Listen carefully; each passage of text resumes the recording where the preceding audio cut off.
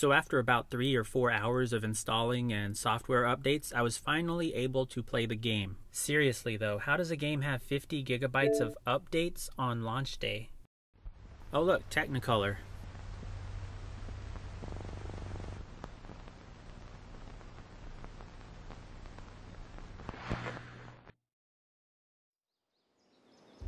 Right from the start, this feels just like Fallout 4. The environment is obviously cosmetically different.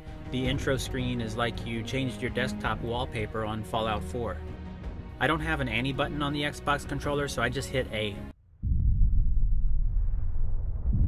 And now for the intro cinematic.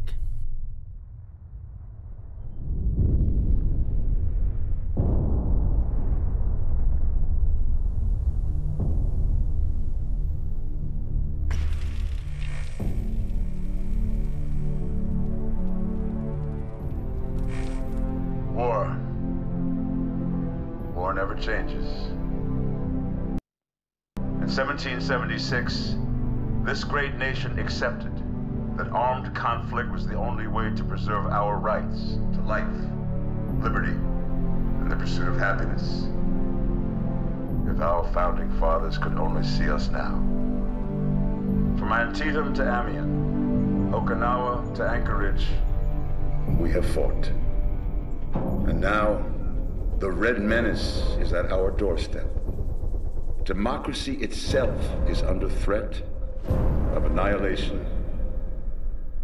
That is why today, July 4th, 2076, 300 years after our great nation began, we gather together to honor the completion of Vault 76.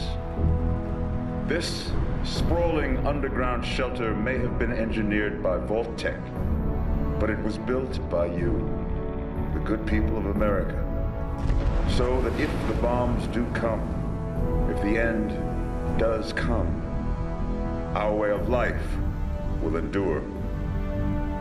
But not everyone will be saved. Those chosen to enter this vault must be our best and our brightest. For when the fighting is stopped and the fallout has settled, you must rebuild. Not just walls, not just buildings, but hearts and minds, and ultimately, America itself. So as we stand here today, we pray that the world will know peace. But if that is not our destiny, if war must come, we stand together knowing that here in Vault 76, our future begins.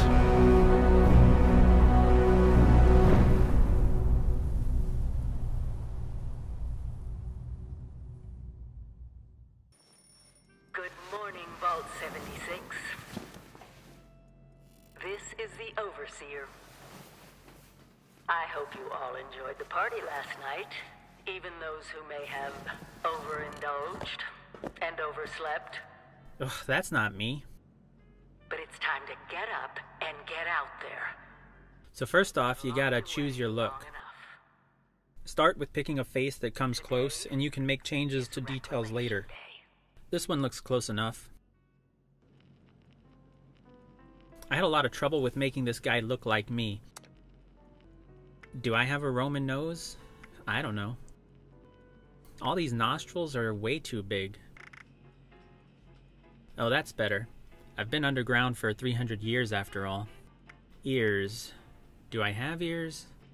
Well, I didn't get it perfect, but fortunately you can change your appearance anytime, so maybe I'll work on it more later. Now for a photo ID.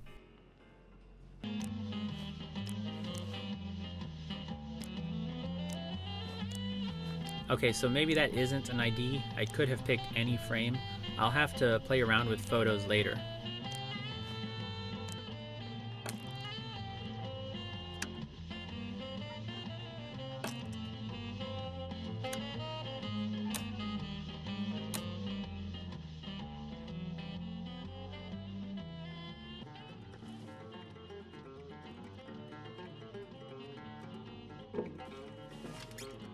Hey, I'm a musical genius. I don't have time for this, though.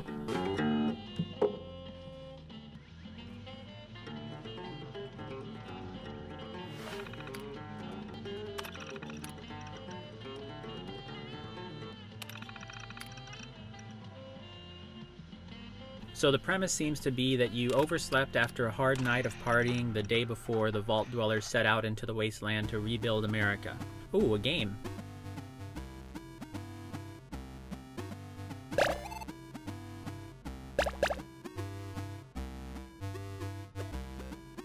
A few hours later,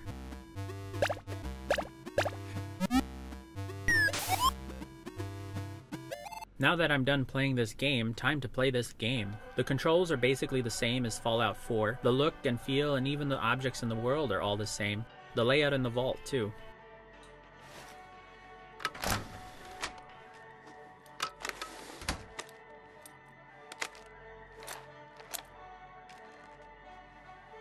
Know that Vault Tech is proud of you. I am proud of you. When you hear this, it means I've been gone for several hours. I've got my own mission. Looks like they want me to go this way.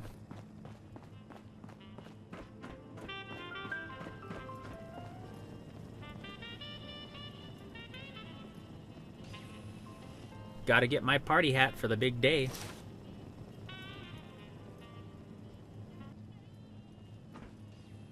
I don't have a weapon, but I can punch things. Uh-oh, a human.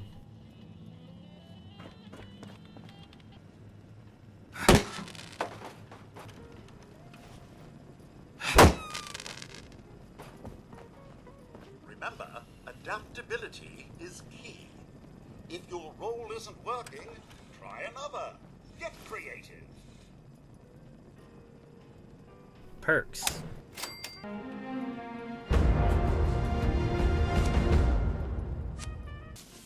So it looks like there's some weird Magic the Gathering approach to perks in this game, an actual difference from Fallout 4. I'll probably figure this out later, but for now, Action Boy seems good. Alright, so after punching several balloons, it's time to head out into the Appalachian wilderness in search of my overseer and to re-establish communities.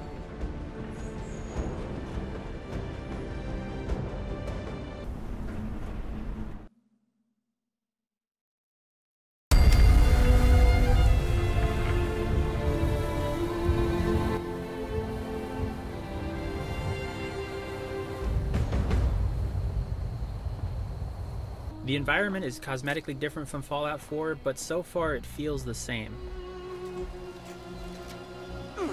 Friggin' commie bots. I wish I had a weapon. Eventually, I made my way onto the Overseer's camp. That led me to this little town of Flatwood, where there's some kind of volunteer program. Overall, this whole quest line is essentially a tutorial. It's teaching you basic mechanics of the game, gathering water, gathering wood, stuff like that. I also noticed a few other noobs running around. Nobody interacted with me in any way. I'm definitely concerned about the multiplayer aspect. I don't fully understand it yet, but I haven't progressed very far. I'm uncertain about the implications for the world. Do we all share the same loot? Is that why these mailboxes are always empty? If they clear a place, do I miss out? Will they eventually kill me?